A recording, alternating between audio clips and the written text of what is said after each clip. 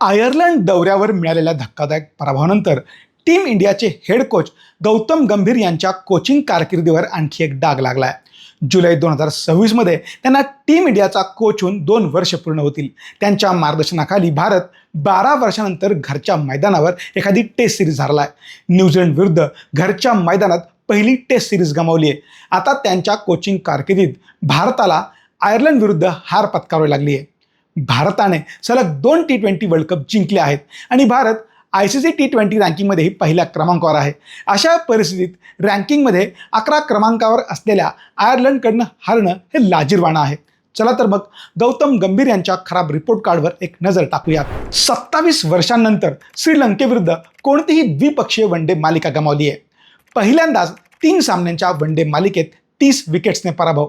45 वर्षांनंतर भारत वनडेमध्ये एका कॅलेंडर वर्षात एकही सामना जिंकू शकला नाही.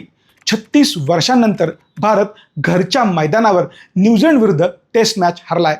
19 वर्षांनंतर भारत चिन्नास्वामी स्टेडियमवर टेस्ट मॅच हरलाय.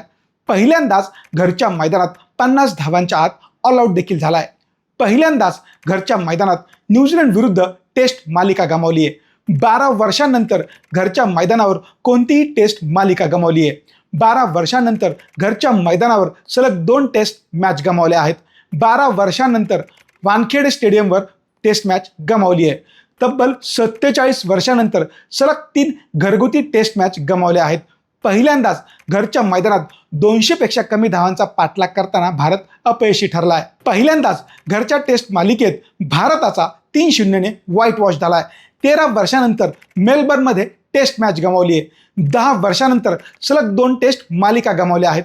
10 वर्षांनंतर बॉर्डर गावस्कर ट्रॉफी गमावली आहे. 12 वर्षांनंतर भारत ऑस्ट्रेलियाविरुद्ध टेस्ट मालिकेत 3 सामने हरलाय. पहिल्यांदाच WTC फायनलसाठी क्वालिफाय होण्यात भारताला अपयश आलंय. 5 शतके करूनही टेस्ट मॅच गमावणारा भारत पहिला संघ ठरला.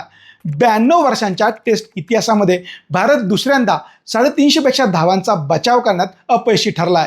फक्त दुसऱ्यांदा भारत इंग्लंड विरुद्ध 200 पेक्षा कमी धावांचा पाठलाग करताना अपयशी ठरलाय. 11 वर्षांनंतर 600 पेक्षा जास्त धावा भारताने दिल्या आहेत.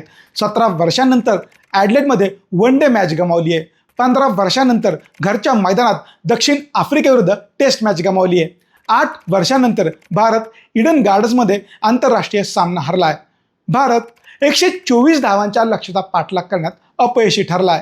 25 वर्षांनंतर दक्षिण आफ्रिकेविरुद्ध घरची टेस्ट मालिका गमावली आहे. आपल्या इतिहासातील सर्वात मोठा पराभव भारताने नोंदवला आहे.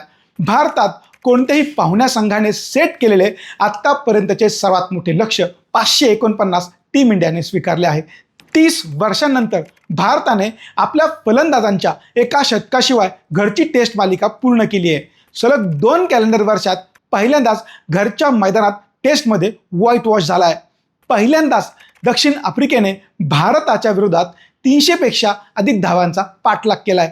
दक्षिण आफ्रिकेने भारताच्या विरोधात आत्तापर्यंतचा सर्वात मोठा यशस्वी धावसंख्येचा पाठलाग केला आहे. न्यूझीलंडने भारतात आत्तापर्यंतचा सर्वात मोठा यशस्वी धावसंख्येचा पाठलाग नोंदवला आहे. पहिल्यांदाच न्यूझीलंड विरुद्ध घरच्या मैदानात वन डे मालिका गमावली आहे. पहिल्यांदाच इंदूरमध्ये वन डे सामना देखील गमावला आहे. पहिल्यांदाच न्यूझीलंड विरुद्ध वन डे मालिकेतील निर्णायक सामना गमावला आहे. पहिल्यांदाच आंतरराष्ट्रीय क्रिकेटमध्ये आयर्लंड विरुद्ध सामना गमावला आहे. पहिल्यांदाच आयर्लंड विरुद्ध T20 मालिका देखील गमावली आहे. रँकिंगमध्ये अव्वल स्थानी असूनही अशा प्रकारची कामगिरी टीम इंडियाच्या भविष्यासाठी नक्कीच धोक्याची घंटा आहे. या नकोशा रेकॉर्ड्सच्या मालिकेमुळे आता गंभीर यांच्या कोचिंग कारकिर्दीतील काळ्या अध्यायाची गंभीर दखल BCCI घेणार का आणि त्यांच्या भविष्याबाबत काय निर्णय होणार याकडे संपूर्ण क्रिकेट विश्वाचं लक्ष लागले.